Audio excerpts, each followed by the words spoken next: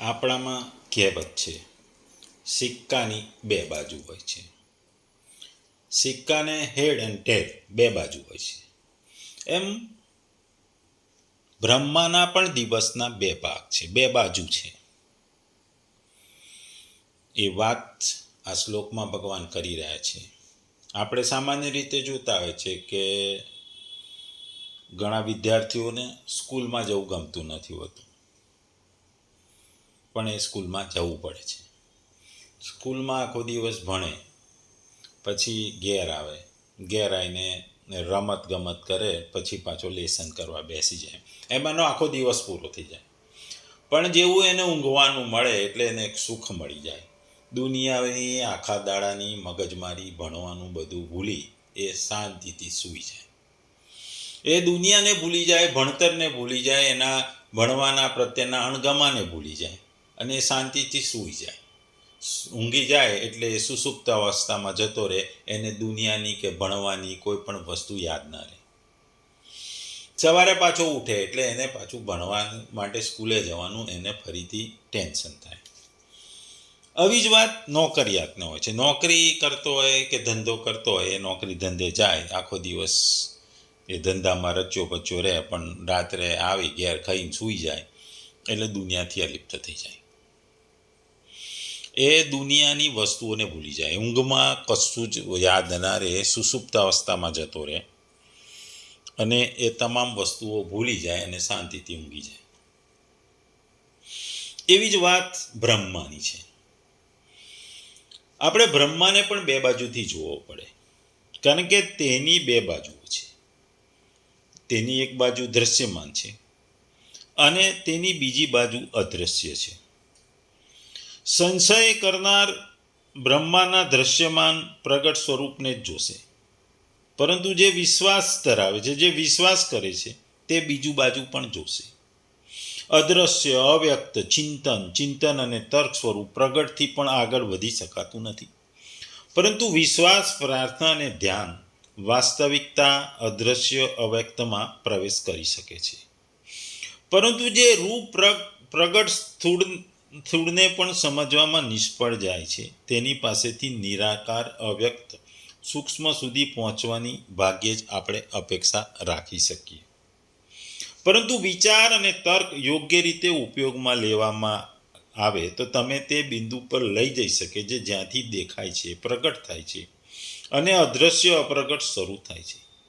તેનાથી આગળ વિચાર એકદમ નકામો છે. તેનાથી આગળ કૂદકો મારવો એ આવશ્યક છે. તેનાથી આગળ તમારે તમારી બુદ્ધિ, તમારા મનથી બહાર નીકળવાનું છે. તમારે તમારા પોતાના મનથી આગળ, સ્વથી આગળ જવું પડશે. વાસ્તવમાં તમારે તમારી જાતને પાસ કરવી પડશે. એ જ વાત આ શ્લોકમાં ભગવાન કહે છે. ભગવદ્ ગીતાનો અધ્યાય 8મો, શ્લોક 19મો. ભૂત ગ્રામ સ એવાય ભૂત્વા પ્રલીયતે રાત્ર્યાગમે વસઃ પાર્થ પ્રભવત્યહાર ગમેહ. ગુજરાતીમાં જો આ કહીએ તો વારંવાર જ્યારે બ્રહ્માનો દિવસનો ઉદય થાય છે ત્યારે બધા જીવો પ્રગટ થાય છે અને બ્રહ્માની રાત શરૂ થતાં તેઓ અસહાયપણે નાશ પામે છે. બીજા શબ્દોમાં કહીએ તો હે પાર્થ, એ જ આ ભૂત સમુદાય વારંવાર ઉત્પન્ન થઈ પ્રકૃતિને વશ થયેલો બ્રહ્માની રાત્રિ થતાં લય પામે છે અને દિવસ શરૂ થતાં ફરી ઉત્પન્ન થાય છે. ટૂંકમાં આ શ્લોકમાં ભગવાન કહે છે કે વારંવાર જ્યારે બ્રહ્માનો દિવસ આવે છે ત્યારે તમામ જીવોનો અસ્તિત્વ આવે છે અને બ્રહ્માની રાત્રિના આગમનની સાથે તેઓ અસહાય રીતે નાશ પામે છે, એટલે કે પ્રલય થાય છે. આપણે આગળ વાત કરી પ્રલય, મહાપ્રલય, પ્રલયના જુદા જુદા પ્રકારોની વાત કરી. અહીં ભગવાન આપણને કહે છે કે માણસ અનાદિકાળથી જન્મ મરણના ચક્કરમાં પડે છે અને આ ચક્રમાં પડતા એ વારંવાર ઉત્પન્ન થાય છે અને મૃત્યુ પણ પામે છે અને ફરી પાછો ઉત્પન્ન થાય છે. આપણે કહેવાયું છે કે જે જન્મે છે એનું મૃત્યુ નક્કી છે, જેનું સર્જન થાય છે એનો વિનાશ પણ નક્કી છે, અને વિનાશ થાય છે એનું સર્જન પણ નક્કી છે. આ શ્લોકમાં આ જ વસ્તુ કહેવામાં આવી છે. ભગવાને આ શ્લોકમાં પ્રાર્થ કહી અર્જુનને ઉદ્દેશ્યો છે. જ્યારે જ્યારે ગીતામાં ભગવાને અર્જુનને નામથી બોલાવે છે ત્યારે એ શ્લોકનું બીજા શ્લોકો કરતાં મહત્વ વધી જાય છે. આ શ્લોકમાં ભૂતગ્રામઃ શબ્દ વાપર્યો છે અને એની સાથે સ એવમ અયમ પદોનો પણ ઉપયોગ કર્યો છે. ભૂતગ્રામ પદ અહીં ચરાચર પ્રાણીના સમુદાય માટે છે અને તેની સાથે સ એવમ અને અયમ પદોનો ઉપયોગ કરી એવો ભાવ વ્યક્ત કર્યો છે કે જે ભૂત પ્રાણીઓ બ્રહ્માંડીના રાત્રિના આરંભમાં અવ્યક્તમાં લીન થઈ જાય છે, જેમને પૂર્વ શ્લોકમાં સર્વા વ્યક્તય કહ્યું હતું. તેઓ જ બ્રહ્માના દિવસના આરંભથી ફરી ઉત્પન્ન થાય છે. અવ્યક્તમાં લીન થઈ જવાથી તેઓ મુક્ત થતા નથી અને તેઓ ભિન્ન ભિન્ન સત્તાઓનો પણ નાશ થતો નથી. તેથી બ્રહ્માંડીની રાત્રિના સમય સમાપ્ત થતા તેઓ બધી ફરીથી પોતપોતાના ગુણો અને કર્મ અનુસાર યથા યોગ્ય સ્થૂળ શરીરોને પામીને પ્રગટ થાય છે. ભગવાન કહે છે કે કલ્પાંતરથી આ પ્રમાણે વારંવાર અવ્યક્તમાં લીન થતો રહે છે અને ફરીથી તેમાંથી પ્રગટ થતો રહે છે. તેથી જ આ સ્થાવર જંગમ ભૂત સમુદાય છે જેને તમે પ્રત્યક્ષ જુઓ છો. આ ભૂત સમુદાય કોઈ નવો ઉત્પન્ન થયેલો નથી. અહીં ભૂતવા શબ્દ 2 વખત વાપર્યો છે. ભૂતવા પ્રલીયતે એમ કરીને ભગવાને એવો ભાવ બતાવ્યો છે કે આ પ્રમાણે આ ભૂત સમુદાય અનાદિકાળથી ઉત્પન્ન થઈને લીન થતો રહે છે.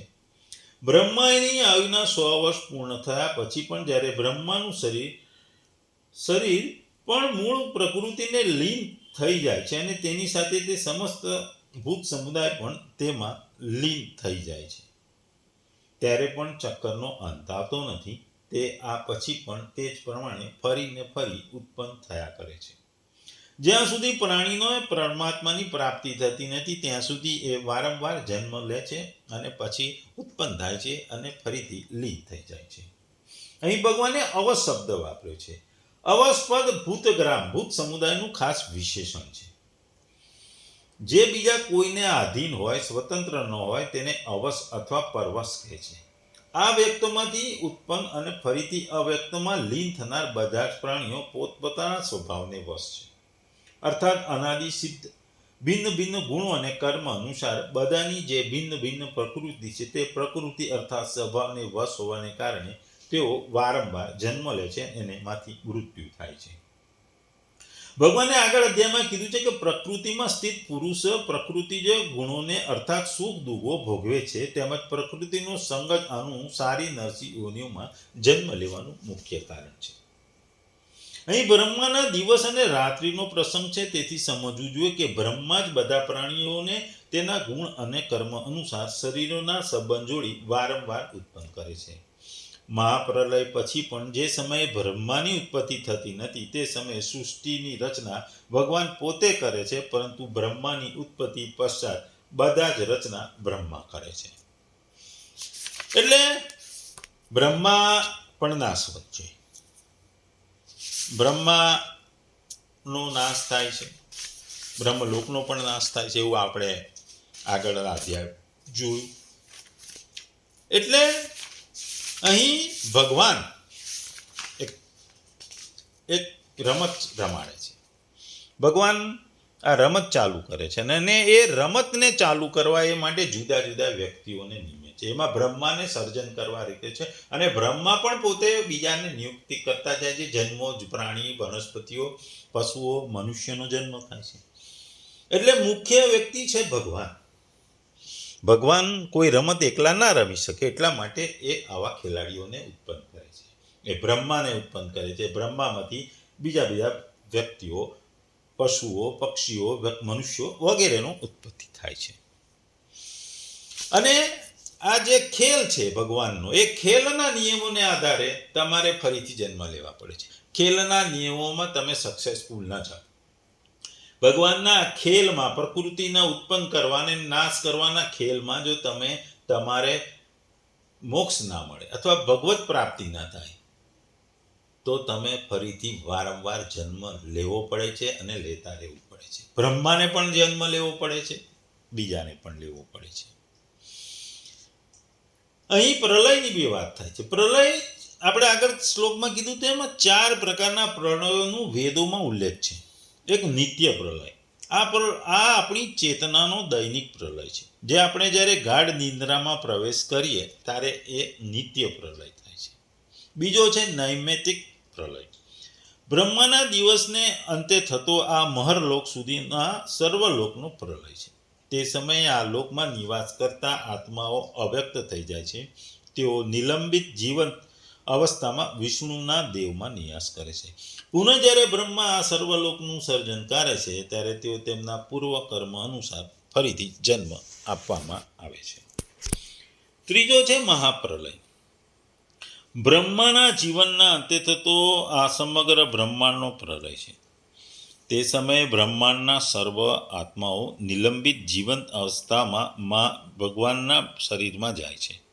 તેમના સ્થૂળ અને સૂક્ષ્મ શરીરનો વિલય થઈ જાય છે, પરંતુ કારણ શરીર રહે છે.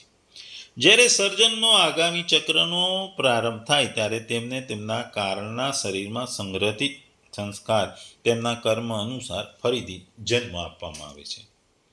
ચોથો છે આત્યંતિક પ્રલય. અંતતઃ જ્યારે આત્મા ભગવાનને પ્રાપ્ત કરે છે ત્યારે સદા માટે જન્મ અને મૃત્યુના ચક્રમાંથી મુક્ત થઈ જાય છે.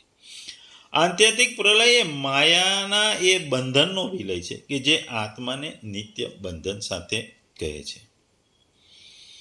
ટૂંકમાં અહીં અંતિમ વસ્તુની અંતિમ સત્ય એટલે કે ભગવત પ્રાપ્તિ, મોક્ષ પ્રાપ્તિ, જેનાને જે પરમ આનંદ છે, જે સતચિત આનંદ છે, જેને કારણે તમારે વારંવાર જન્મ લેવો પડતો નથી, જે અંતિમ સત્ય છે. અહીં ભગવાન બુદ્ધની વાત કરી છે. બુદ્ધે પણ કહ્યું છે કે જ્યાં સુધી જે અર્થપૂર્ણ નોંધપાત્ર વિચાર્યું છે તે બધું ભૂલી જાઓ.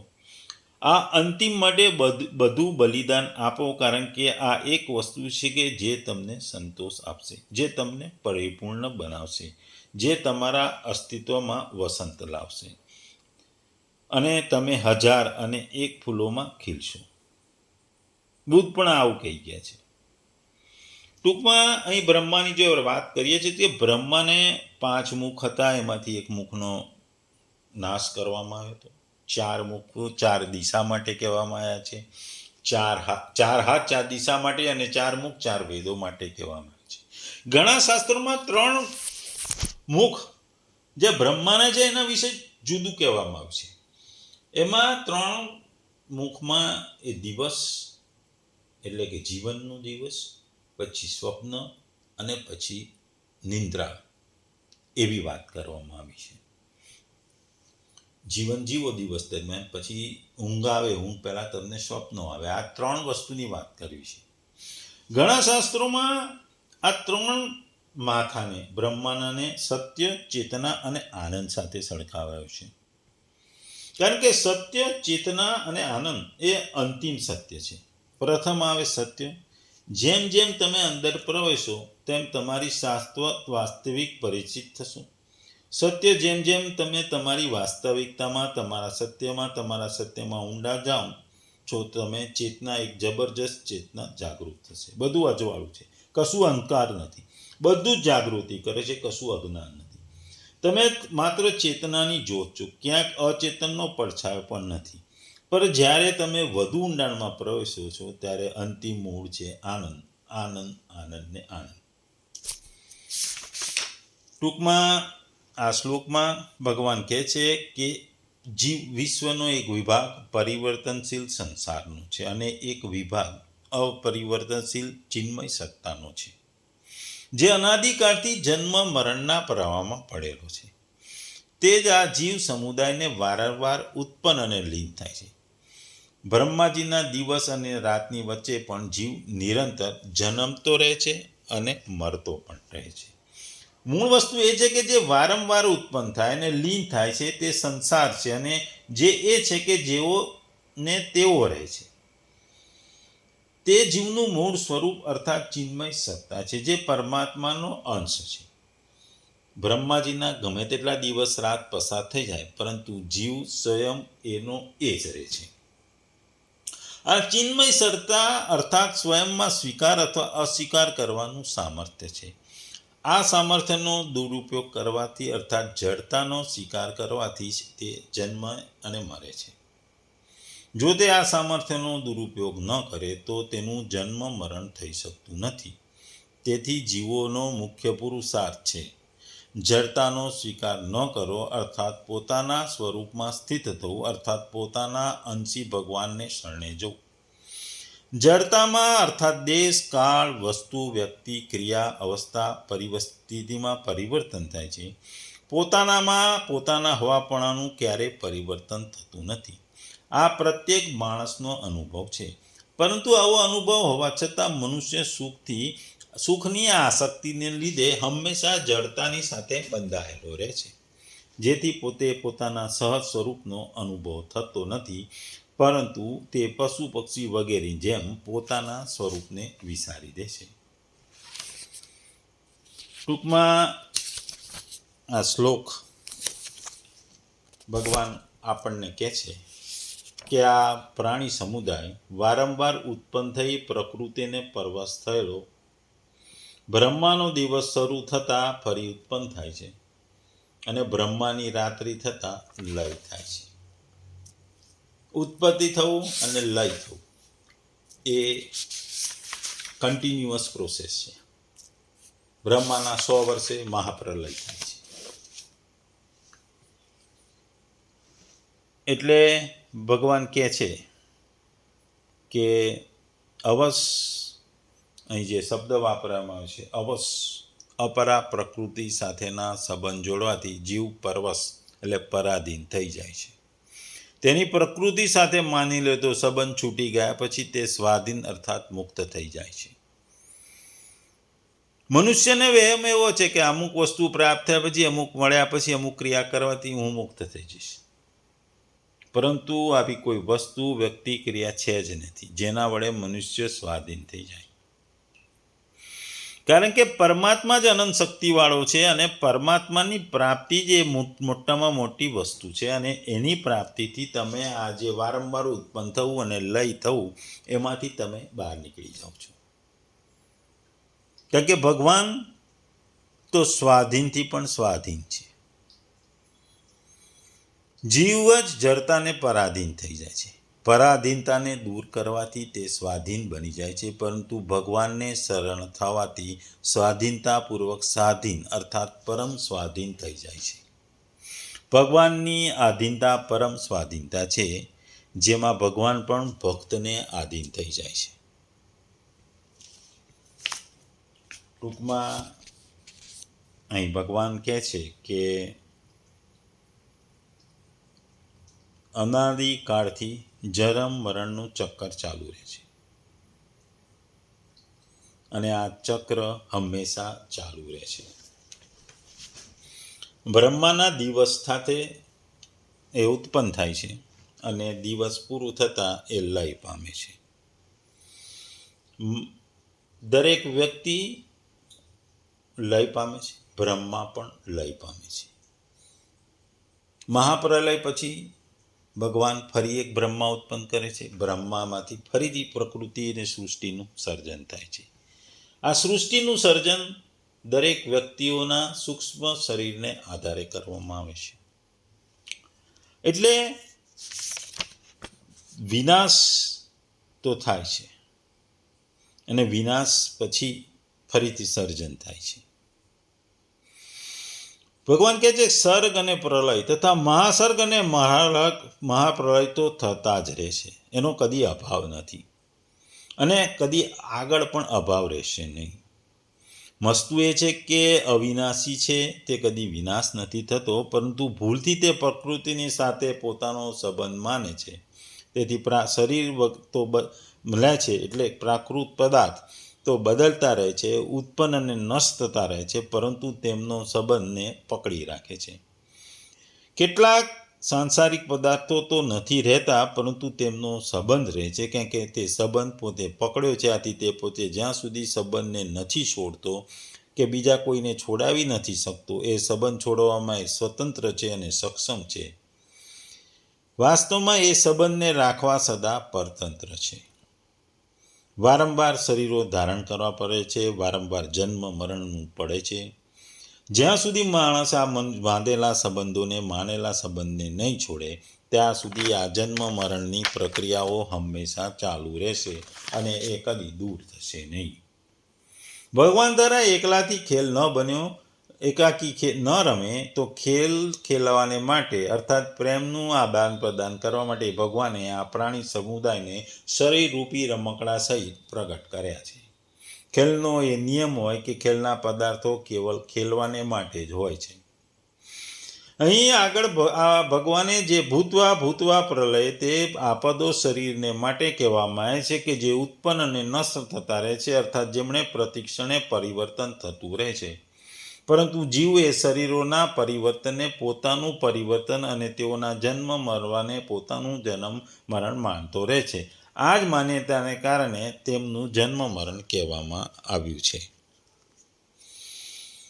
અહીં આગળ ભગવાન કહે છે કે પ્રાણી સમુદાયની પરવરતા છે એ પ્રાકૃત પદાર્થના સંયોગથી સુખ લેવાની ઈચ્છા છે. આ સંયોગજન્ય સુખની ઈચ્છાથી એ પરાધીનતા ભોગવતો રહે છે. આ પરાધીનતા છોડતી નથી અને છોડવી મુશ્કેલ છે, પરંતુ એ પરવર્ષતા તેની જ બનાવેલી છે, આપમેળે આવી નથી. આથી તેની છોડવા જવાબદારી એની પોતાની છે. એ જ્યારે ઈચ્છે ત્યારે છોડી શકે છે, અને જો આ પરવર્ષતા તે છોડી દે તો એ આ જન્મ અને મરણના બંધનમાંથી કાયમ માટે છૂટી જાય. કારણ કે એ ભગવાનની પ્રાપ્તિ કરે, મોક્ષની પ્રાપ્તિ કરે, ભગવત પ્રાપ્તિ કરે. અને ભગવતની પ્રાપ્તિ થયા પછી એને આ લય થવાનું અને ઉત્પન્ન થવાના ચક્રમાંથી એ બહાર નીકળી જાય છે. ટૂંકમાં જન્મ થાય છે એનું મૃત્યુ થાય છે, મૃત્યુ બાદ ફરી જન્મ થાય છે, જેનો વિનાશ થાય છે એનું સર્જન થાય છે, અને સર્જન થયા પછી વિનાશ થાય છે. આ કન્ટિન્યુઅસ પ્રોસેસ છે અને આ પ્રોસેસ હંમેશા ચાલુ રહેશે એવું ભગવાન કહે છે.